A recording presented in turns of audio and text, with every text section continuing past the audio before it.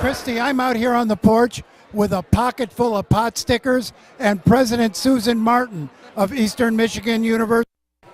President Martin, we're in tuition raising season. What can we expect from Eastern Michigan University?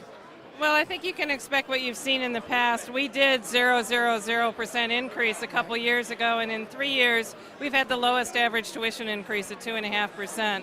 So although Michigan's slowly recovering, we know our students need access, they need affordability in order to get through on time. So we're working with our board. We will strive to reinvest in our campus science complex, hire faculty, increase financial aid, but keep tuition as low as we possibly can. You have a lot of people talking about student debt and the soaring tuition, particularly here in Michigan. Has tuition reached that threshold where you really can't push it much higher?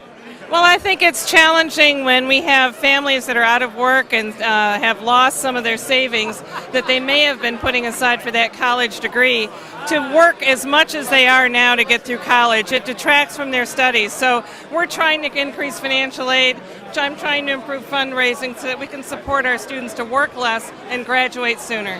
What do you expect from the state legislature this time in this budget cycle?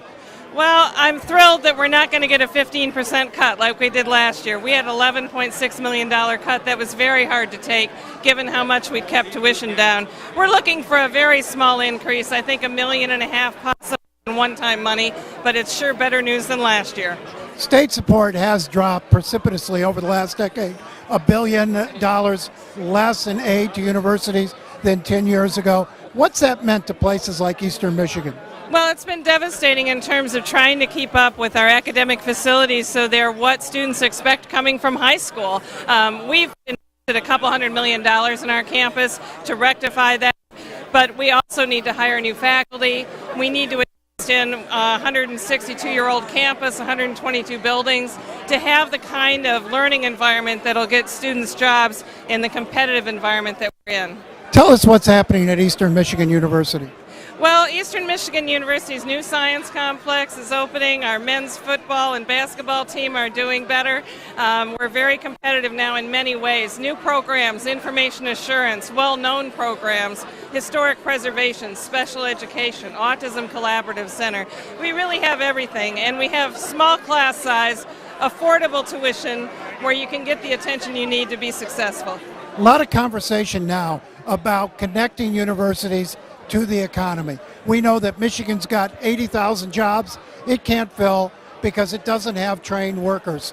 What's the responsibility of the universities to train workers for the jobs that the economy needs? Well, I think we have to be responsive, particularly as public universities, to meet the needs of the state. We've engaged an outside firm, Deloitte, in fact, to do market analysis for us this summer that'll better inform our current offerings and new offerings. We have new products in cybersecurity. We have new products that we're developing in physician assistance. We know we need to expand in health, technology, science areas. And some of that's just strengthening some of the programs that we have to enable students to really be competitive when they come out with their degree. Is demand for college education up in Michigan? Yes, it is. We've had record applications this year. We're at about 11,000, and you see everyone understanding now that you can't rely upon manufacturing alone. We'll always make stuff in Michigan, but even for those jobs, you sometimes need a college degree.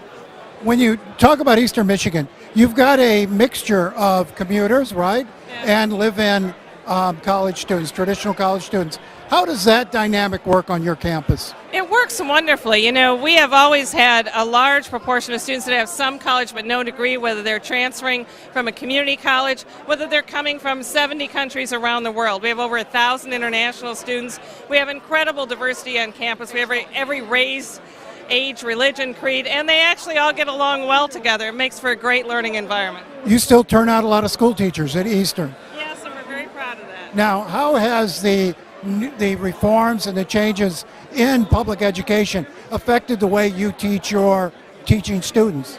Well, I think we've always had a strong program that required additional experience, and our students come out and are sought after. We've had a big increase in our teacher job fair this year. We had much better turnout of schools, also some from around the country, and they're always looking particularly for one of our strengths, special education, science. President Martin, thank you for being with us. Chris.